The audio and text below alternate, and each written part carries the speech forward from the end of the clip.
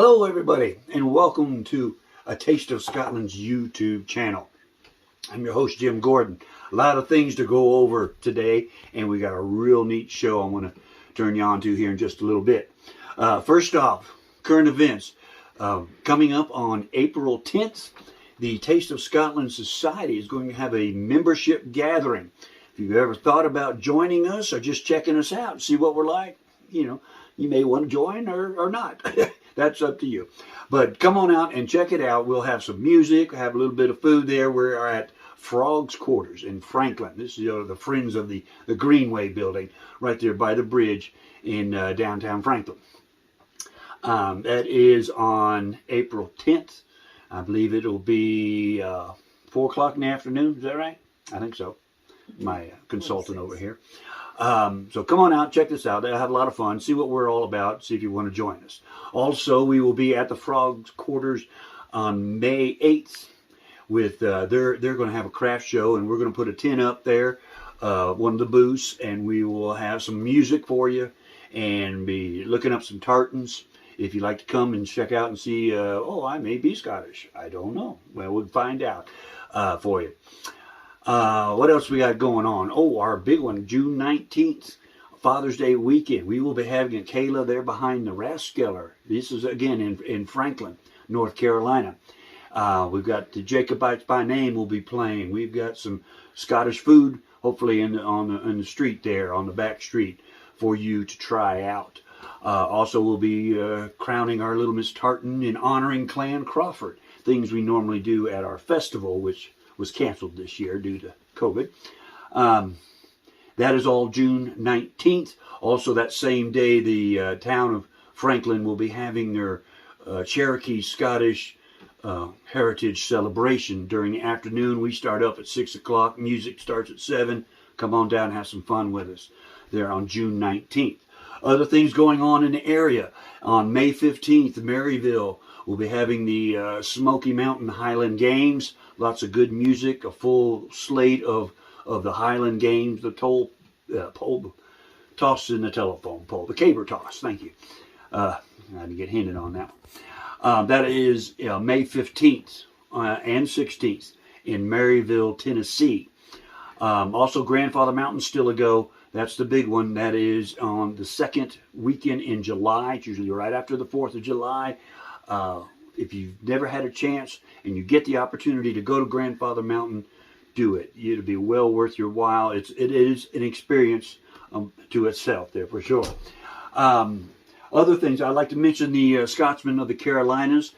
This is a Facebook group that has been putting together just some meetings, some get-togethers for those with an interest in the Scottish heritage. Get together, put on your kilts. They've listed a couple here. They've got one on April 17th at the Tropical Grill in Greenville, South Carolina. All of these start about 1 o'clock on a Saturday afternoon. On April 24th, they're at World Peace Pizza in Greenville. That's a cool name, Greenville, South Carolina. May 8th, they've got one up here in Brevard, North Carolina at Dugan's Irish Pub. This is 1 o'clock on Saturday, May 8th. Come on down, put on your kilt, meet others wearing kilts and having a good time there at Dugan's Irish Pub. On May 15th, the same weekend as Maryville, they will be at McGee's Irish Pub in Anderson, South Carolina. Again, all those are at 1 o'clock on a Saturday afternoon. Go down and enjoy some food, some good Scottish heritage, and meet others with your same interest. I think I've mentioned everything I wanted to mention as far as our current events. Now, today's show, what we did, we went to a ferry house, which is in the old Voorhess estate, which was abandoned back when the Voorhesses donated the land to the Great Smoky Mountain National Park back in the 50s, I believe. But it's the old spring house to the estate, and it has since then kind of been considered a ferry house. It's a real cool, neat vibe there when you get there. It's not marked. You have to kind of try to find it and know where it is. But we took some footage there, me and my favorite fairy, which you will soon meet. And yeah, she's sitting over here giving me dirty looks. On our way to a Tuatha Dea concert at the Hard Rock Cafe in Pigeon Forge that very night. This is St. Patrick's Day, just this past year. And what we've done is combine some of the footage with some of the Tuatha Dea footage, and we'll let Becca Lou explain the connection through the Celtic mythology for Tuatha Dea and the Fae folk. Enjoy that, and we'll see you next time.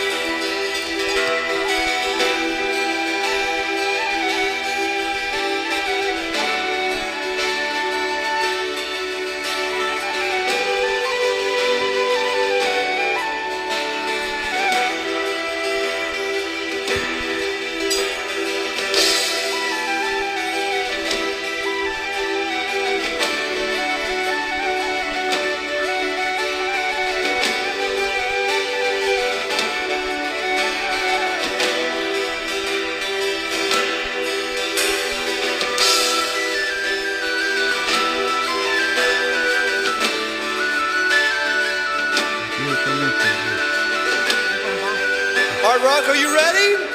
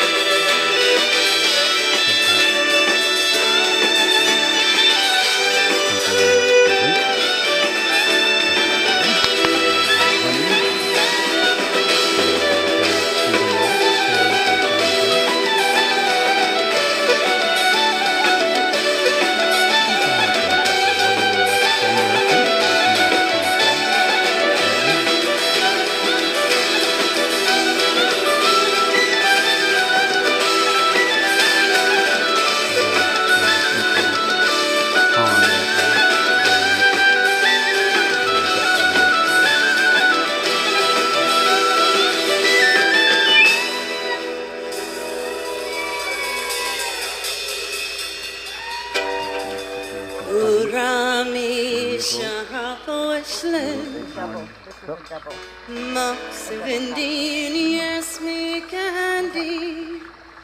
Oh, you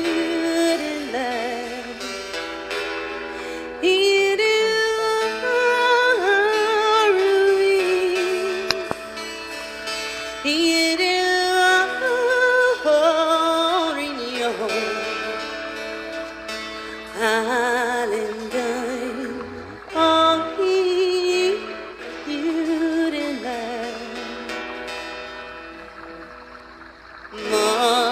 moi c'est hugdedanya mas lepi hugdanyal bing oh yudinda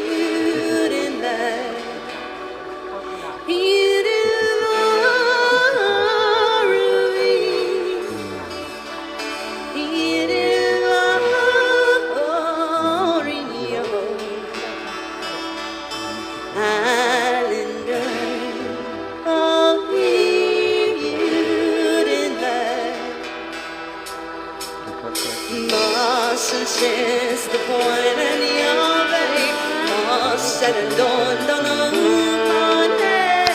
Oh, you that he did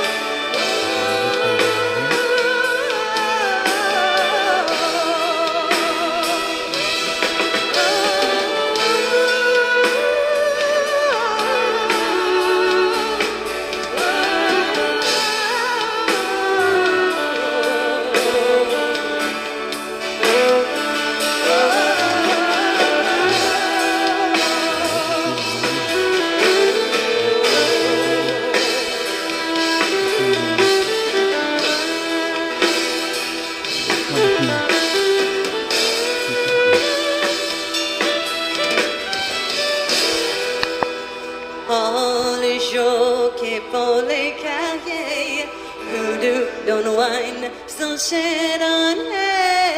Oh, you did that. You did ruby.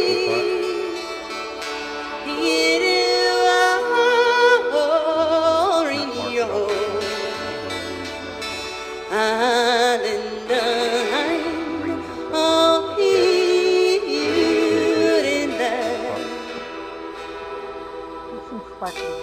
Or Hazel, or which Hazel?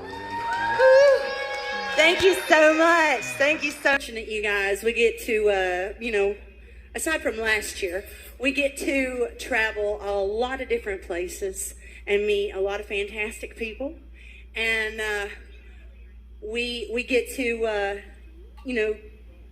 be inspired by authors and by other musicians out there in the world. And this one particular time, we were inspired by an author, and you think, books and music, how does that go together? Well, it's very simple. It's very simple. A guy by the name of Alex Bledsoe wrote a series of novels, and he wrote them about the Tuatha Dea, and that is old Celtic mythology, in case you don't know. And we actually take our name, Tuatha Dea, from the same mythology, the Tuatha Dea. And so we had that connection. And we didn't even know it. He started writing his books in 2010, and we became a band in 2010, which was really crazy, spooky-like. But he met up with us at this festival and introduced himself, and he said, he saw us at a show, and he's like, I want to put you guys in a book. And we're like, okay, dude, that's weird. but I'm very honored. Thank you. Yes, absolutely. I'd love to be in a book. So we are now fictional characters in a fantasy novel. We're not really here. We're a figment of your imagination. We're a figment of your imagination.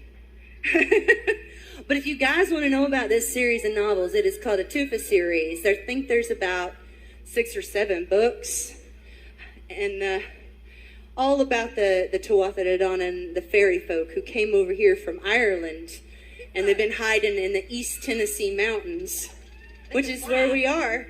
And they're very musical fairies, and, you know, we're pretty musical ourselves.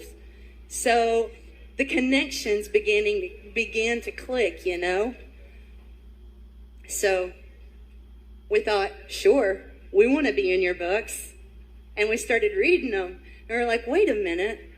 These are really fantastic, and became inspired by his stories, and we wanted to write music that went along with his storyline, his idea, and his vision, and honor him really in that way. Became very good friends with him, so I suggest you look him up.